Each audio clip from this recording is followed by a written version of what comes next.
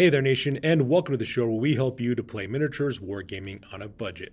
It is I, Commander Cheapskate, and on today's video, we're going to actually present a brand new rule set that you can use in your campaigns of Necromunda. And that, of course, is being my homemade rules for Ashwaste Nomad Arthromites. Now, unfortunately, we're not really sure right now if Games Workshop is ever going to make macro insect rules for the Ashwaste Nomads.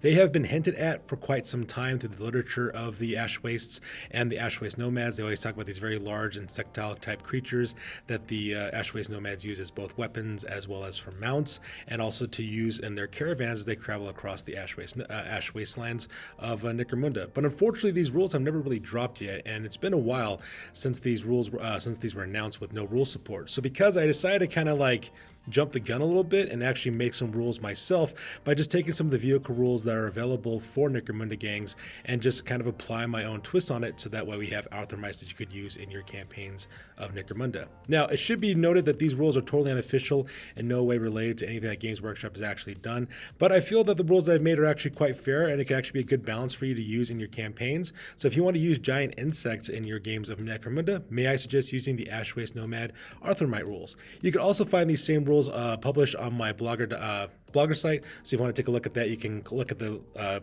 click on the link that's below my description box down below, and you can go to that video and take a look at that blogger site and take a look at the rules for yourself. So that being said, let's go and get this video on a roll.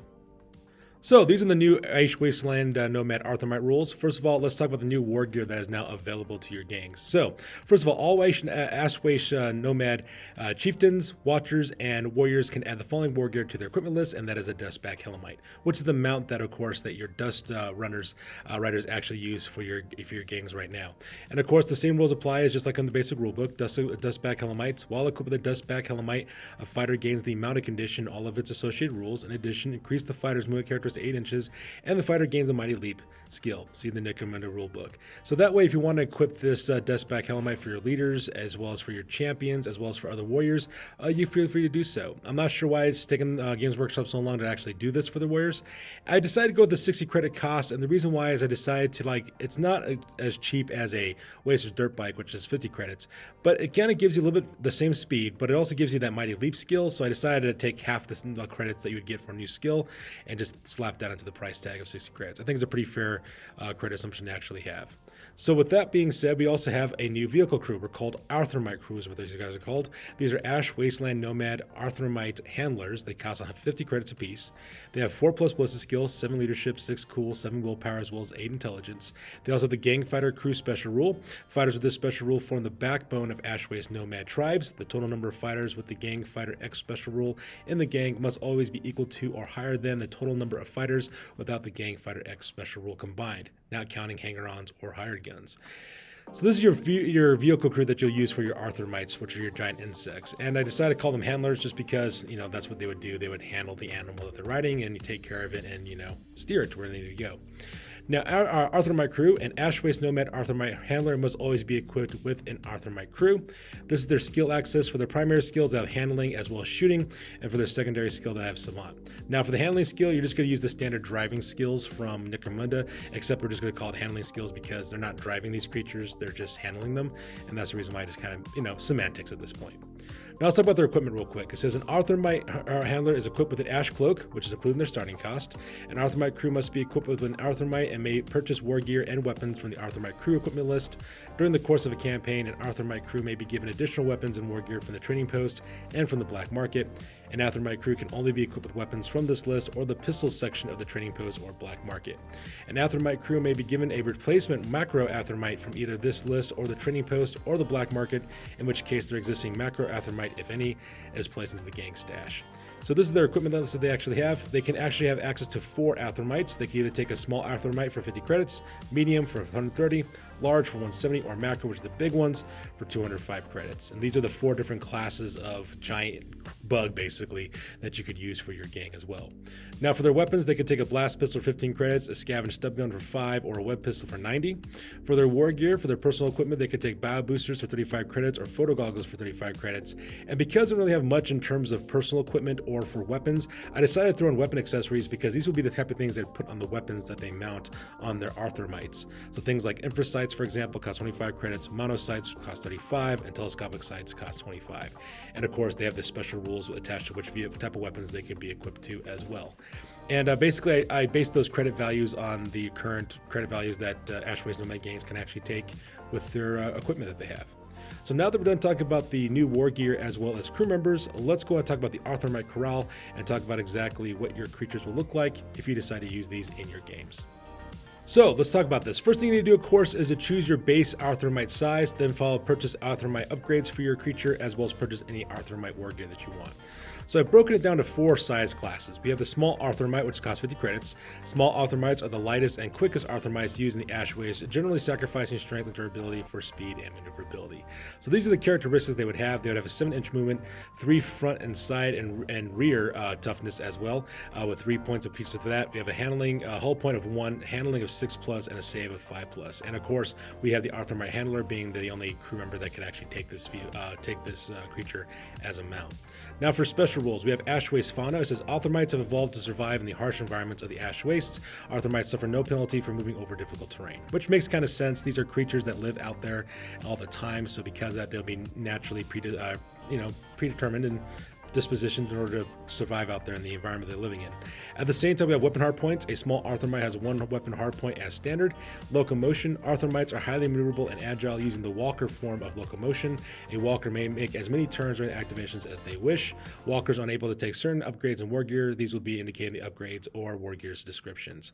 So once again, these things are walkers because obviously they're crawling across the battlefield, except we're taking away the handicap that they suffer for going across difficult terrain. And the reason why is because they are Ash Waste fauna. They're used to living out there, and that's one of the benefits of actually living in that kind of environment and evolving in that environment. They've learned how to transverse it quite quickly. And it also makes sense why Ashways Nomads would ride them because of that very same reason. Now, when it comes to upgrade slots, a small Arthromite has the following upgrade slots available. I've actually changed a little bit for the vehicle upgrade slots. Body is still relatively the same. It still talks about body upgrades. I have limbs now, which is a new designation for these creatures, which represents the drive that you normally use for your drive upgrades. And then, of course, you have biology, which is the engine upgrades that you would have for your Arthromite, because these things are alive, they're not mechanical. And we'll talk about those upgrades here in a little bit. Then we have the medium Arthromite, which costs 130 credits. Medium Arthromites are the most frequently utilized Arthromites in the Wastelands. These Arthromites balance speed and durability, suitable for most situations. These form the backbone of many Ashway Nomad tribe. Once again, our characteristics for that, we have 6-inch wind allowance, 5 front, side, and rear toughness, 3 hull points, 7 handling, 4+ for their save. We have 4 ballistic skills, 7 leadership, 6 cool, 7 willpower, and 8 intelligence for the Arthromite Handler. Once again, we're still using that Ash Waste Fauna special rule, which means that they have no penalty for going over difficult terrain because they've evolved to survive in this environment. A medium Arthromite has basically 1 weapon hard point as standard, so they can use that as well. When it comes to locomotion, exact same thing before. They have the walker form of locomotion, but they are not handicapped by the -2 move penalty for difficult terrain because they've evolved to live there. Now, the upgrades for this, of course, is that they have 2 body, 2 limb, as well as 3 biology for their stats as well. Now we have the large Arthromite as well as 175 credits. Large Arthromites are the largest Arthromites that an Ashways Nomad tribe can domesticate for themselves. Lumbering beasts, they are ideal for hazardous journeys across the Ash Wastes. In firefights, they rely upon their ability to take damage rather than evade it. Once again, they have a 5-inch moon allowance, 7 toughness for front, side, and rear, 4 hull points, 8 handling, 4 save, 4 ballistic skills, 7 leadership, 6 cool, 7 willpower, as well as 8 intelligence. For their special rules, we have the Ash Waste Fauna as well as hard points. They got 2 hard points as standard as well. And once again, their locomotion is still the same with Walker. And then we have the Macro Arthromite, which is 205 credits. Although rare, the most talented of Arthromite handlers contain the largest of the Arthromites to roam the Ash Wastes. Macro Arthromites are notoriously wild and violent, yet still highly prized due to their imposing presence out in the wastes. And once again, these are movement 7. They have 8 front and side toughness, as well as 7 rear, 5 hull points, 7 handling, 4 will save. They also have the same Arthromite handler attached to that as well. They also once again have the Ash Waste Fauna, as well as 2 hard points as standard for their weapons, and they also have the same locomotion of Walker with the upgrades that they have for evolving in the environment. Now when it comes to their upgrade slots, they have 4 for body, 4 for limbs, as well as 4 for biology as well. So because that, we now have all these upgrade slots made for all of our creatures, and because of that, we're going to now talk about exactly the equipment they can take in order to upgrade your giant insects and use them successfully on the battlefield. So up next is the Arthromite equipment. We're going to talk about exactly what your giant insects can take. An Arthromite be equipped with the Arthromite upgrades, Arthromite war gear, and weapons from the Arthromite equipment list. During the course of a campaign, an Arthromite may be fitted with additional Arthromite weapons, war gear, and Arthromite upgrades from the equipment list and the trading post and the black market. During the course of a campaign, any Arthromite hardpoints can be equipped with a weapon from this list or the basic, special, or heavy sections of the trading post or black market. So the weapons that are available for your bugs could be used from those 2 sources as well. But I kind of use mainly the starting ones from that weapons that Ash Waste Nomads usually use. So let's talk about exactly what their body upgrades look like. So as you notice, I've actually have new names for the same exact upgrades that you can purchase. Just use the same rules. So for example, we have handler saddles, all right, and that's going to be the crash cage upgrade for 15 credits. We just call them handler saddles instead. We have the quick release handler saddle, which is the escape hatches, which costs 10 credits. You have improvised scrap armor, which is the extra armor upgrade for 25 credits. Hardened chitin, which is the reinforced armor upgrade that you have for that one. I believe that's 5 credits. I forgot to put that credit value there. I do apologize. We have claws, of course, which is represented by the ram upgrade for 15. Pincers, which we use the rock grinder ram for 40 credits. And then we have the stinger, which is going to be the explosive ram upgrade. It's going to cost 25 credits. So imagine the claws, pincers, and stingers of an insect, and that actually represents those weapons on the body upgrade. We also have a howdah, which is also going to be the transport bed for your Ash Waste Nomads, so that way they can ride these vehicles for these bugs for 15 credits. Or you can take a small armored howdah, which is a small transport cage for 20 credits, and a large armored howdah, which is basically a large transport cage for 50 credits. So you can have those upgrades as well. And of course, you can have anywhere between 0 to 2 weapon hardpoints added to the body for additional 40 credits as well. And if you want to upgrade any of those to a 360-degree arc, that's going to cost you 45 credits on top of that to get that. So if you want to get 1 weapon hardpoint with a 360-degree field of vision, that's 85 credits for that. Now let's talk about limb upgrades real quick, which is basically the old drive system. So you have the Arthromite Enhanced Conditioning, which is the all-wheel steering. Now I know that these don't have wheels, so you wouldn't normally use all-wheel steering on this one, but we're going to pretend that you can. I'll give you that +1 handling. We also have Arthromite Strengthened Limbs, which is your redundant drive system for 15 credits on that. Just represent the fact that your bug has been conditioned to survive these things. We also have Arthromite Wings. So if you want to get anti-grav generators for 50 credits to make this thing fly, just imagine these things have wings like bugs usually do, and that's what they use to skim across the wasteland to travel very quickly. So that's going to be a 50 credit upgrade for that. And then we have the Arthromite Conditioning, which is tire claws for 10 credits. Now normally walkers can't take tire claws because tire claws are for wheeled vehicles, but we're just going to pretend that we're going to use that +1 handling to represent the fact that the Arthromite's been conditioned in order to survive even better and move better across the wasteland. Then we have the biology upgrades. These are the old engine upgrades that we usually have for vehicles. We have the redundant organs, which is the easy turnover engine, which is going to cost 5 credits. We have an organ shell, which is the engine shell for your vehicle for 15 credits as well. We have the adrenal glands, which is represented by the Gliss injector for 20 credits to give you that 4-inch movement, quick movement. So it represent the fact that we have adrenaline inside these insects that allows them to travel quicker. We also have the hot-blooded biology upgrade, which gives you a nitro burner for 15, which gives you that +1 moon allowance. And of course, we have exothermic spray, which gives you the smoke vents upgrade for 25.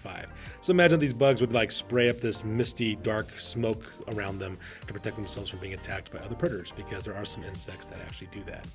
Now, when it comes to your weapons on this one, your weapons are right now, the starting weapons are completely from the Ash Waste Nomad rulebooks. So we have the basic weapons. You can take a blast rifle for 15 or a long rifle for 30. For your special weapons, you can take a venom caster or a web gun, venom caster for 160 or a web gun for 125. And for your heavy weapon that you can take a charge caster with shock, blast, and crack rockets for 155 credits, or a heavy blaster for 140 credits.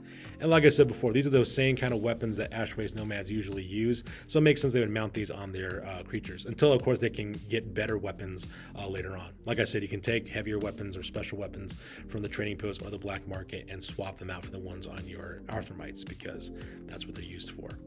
Now, when it comes to the war gear course, we do have some interesting war gear. We have boarding ramps for 15, body spikes for 10. We can also include fire points on these guys. So it's exactly the same kind of fire points that you would use on an iron crawler. They cost 15 credits a piece, anywhere between 0 to 4 fire points. The way I envision that upgrade working is that like these are individual crew members who ride on like spots or kind of like dig themselves into the shell of the insect, and they can shoot from these locations. We have flare launchers for 10 credits, headlights for 15, searchlights for 10, smoke launchers for 20, wheel scythes for 20. We're just going to pretend that those wheel scythes are actually just blades that the Ash Waste Nomads have attached to the limbs of their bugs. That when their bugs strike with their limbs, they can cut fools up. We also have caltrop launchers for 20 credits, which is also interesting because, you know, obviously you can drop that to engage other insects or vehicles on the road. And lastly, we're giving these guys access to a mine layer, which costs 35 credits. And of course, we use additional mines for 20 credits a piece. I imagine the mine layer would be a critical piece of equipment for the Ash Waste Nomads, so that way if they're traveling across the Ash Waste and they don't want to be followed, they can drop these melta mines behind them on occasion, so that way if anyone is trailing them, they get a nasty surprise and hopefully break contact with anyone chasing them down. And these actually make up the rules for the Arthromite weapons, upgrades, and equipment that you can get for your giant insects.